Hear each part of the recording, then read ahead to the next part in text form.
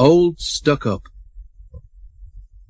The Fat Controller preferred steam engines on his railway, but he found diesels useful because they could pull either coaches or trucks. "You're versatile," he would say to them. "Real mixed-traffic engines." Boko and Bear were proud of this, but James was not impressed. He liked these two diesels, but he treated all others with deep suspicion. "Diesels don't use coal and water," he would say darkly. "How can you trust an engine who isn't normal in his habits?"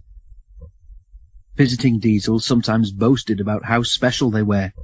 Usually Boko and Bear had to spend the next day smoothing ruffled feelings. One day a particularly haughty diesel came from the other railway. When the visitor found that he was to share the shed with steam engines, he stopped outside in disgust and refused to go any further. "Why on earth does your controller keep such out-of-date objects?" he growled rudely. "Dirty, smoky, slow things. Ugh!" He shuddered delicately. "On our railway," the diesel continued loftily, "steam engines are kept strictly in their place and not allowed on the main line without special permission." Boko, who was showing the diesel round, lost patience.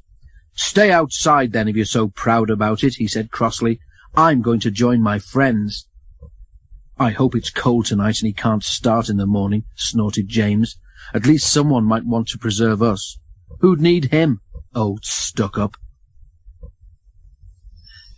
The engines were glad when morning came. They went to fetch their trains as early as they could, and the visitor was left alone. "That's better," he purred to himself.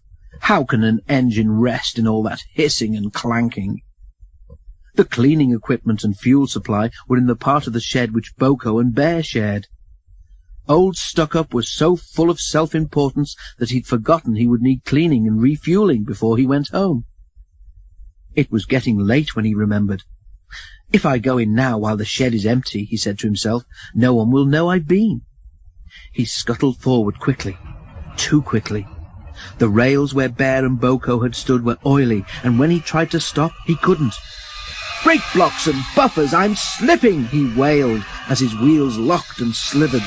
He shut his eyes as, with a despairing whoop of horror, he crashed into the wall at the end of the shed. The diesel was not badly damaged, but a dreadful draught came through the hole in the wall. When the other engines came home, they heard the story from Douglas, who had cleared up the mess. "Ho, ho, ho," chortled Henry. "Old Stuck-Up came unstuck, did he? I say, Boko, what is it the Fat Controller calls you?" "Versatile," chuckled Boko. "But that isn't what he called Stuck-Up. I couldn't hear all he said, but I didn't think it sounded very polite."